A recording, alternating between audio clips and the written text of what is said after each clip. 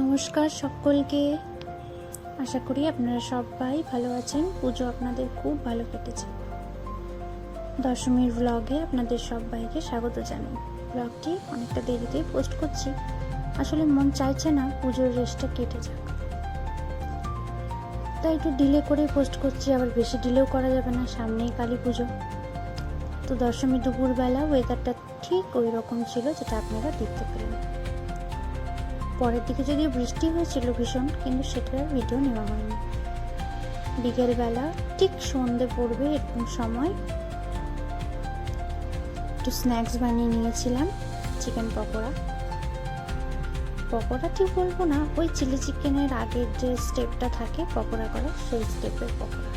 এটাই আমার হাজব্যান্ড খেতে পছন্দ করার জন্য এটাই করেছিলাম। সেই মতোই ওকে খেতে দিয়ে দিয়েছিলাম, কারণ আমাদের বেরানোর প্ল্যানিং ছিল। পুজোর শেষ দিন ভালো করে ঘুরতে হবে, তো সমস্ত বন্ধু বান্ধবদের সাথে দেখা করারও ব্যাপার ছিল, যার জন্য একটু তাড়াতাড়ি বেরানোর প্ল্যান করেছিলাম।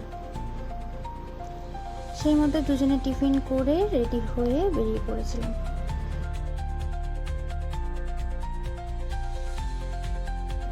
মোটামুটি একই মুখ আপনারা প্রত্যেকটা ভিডিওতেই দেখতে পাবেন, কারণ আমাদের গ্রুপটাই এই মানুষগুলোকে নিয়ে। আমাদের ভালো লাগা, আমাদের খারাপ লাগা, সুখ দুঃখ সব কিছুটাই এই মানুষগুলোর সাথেই আমাদের চলে। প্রত্যেকটা বছর এই মানুষগুলোকে নিয়ে বেরানো, প্রত্যেকটা অকেশনে, যে কোনো সেলিব্রেশনে এনারা থাকবেই, মাস্ট। আর মায়ের মুখটা কি সুন্দর হয়েছিল। তবে হ্যাঁ, এই যে প্যান্ডেলটা করেছিল রুদ্রাক্ষর মালা দিয়ে, মোটামুটি ভালোই হয়েছিল, খুব খারাপ না। প্রতি বছর ভীষণ ভালোই প্যান্ডেল হয়, এবছর এটাও হয়েছে, তবে সেই রকম যে ভালো লাগা ছিল তাও নয়। এটা দৌলতপুরের একটা প্যান্ডেল আপনাদেরকে দেখালাম। তারপরেই আমরা হেঁটে হেঁটে টুকটুক করে আশেপাশের সমস্ত ঠাকুরগুলো দেখলাম। তারপরেই অ্যাজ অলওয়েজ আমাদের ফেভারিট চায়ের আড্ডা, সেটা তো হতেই হবে, না হলে ইনকমপ্লিট আমাদের বেরানো। তো সেই মতোই এই যে অশোকদার দোকানে চলে গিয়েছিলাম। এটা শর্মা হোটেলের সামনে, অনেকেই চেনেন।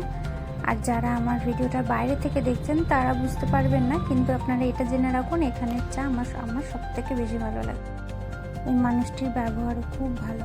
অলওয়েজ যখনই আমরা যাই আমাদের জন্য একটা জায়গা করে দেয়, ভীষণ ভালো লাগে। আবার অনেকদিন না গেলেও জিজ্ঞেস করে আমরা কেন যাইনি। তারপরেই চলে গেছিলাম আমাদের এক দাদার পাড়াতে, সেখানে দুর্গাপুজো হয়। তো সেদিন বিসর্জন ছিল বলে আমরা গিয়েছিলাম দেখা করতে। এই যে দাদা, আর এই যে দেখছেন ও হচ্ছে পিকু, ও আমাদের রিলেটিভ হয়, প্লাস দাদার ওয়াইফ। এবং কিছুটা সময় ওদের সাথেও কাটাই। তারপরেই চলে এসেছিলাম বাড়ি একটুখানি ফ্রেশ হতে, অনেকটা তাড়াতাড়ি, যেহেতু বেরিয়েছিলাম, টায়ার্ড হয়ে গিয়েছিলাম। তারপরে আবার চলে গিয়েছিলাম বয়েজ স্কুল গ্রাউন্ডের মাঠে, সেখানে আবার সবার সাথে দেখা, আড্ডা। এই যে দেখছেন ও আমার আরেকটা বান্ধবী স্মৃতি।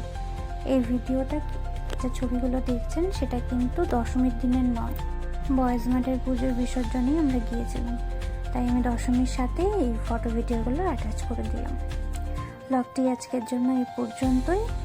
আপনারা সবাই ভালো থাকবেন, দেখা হচ্ছে খুব তাড়াতাড়ি অন্য আরেকটি ব্লগে। বাই।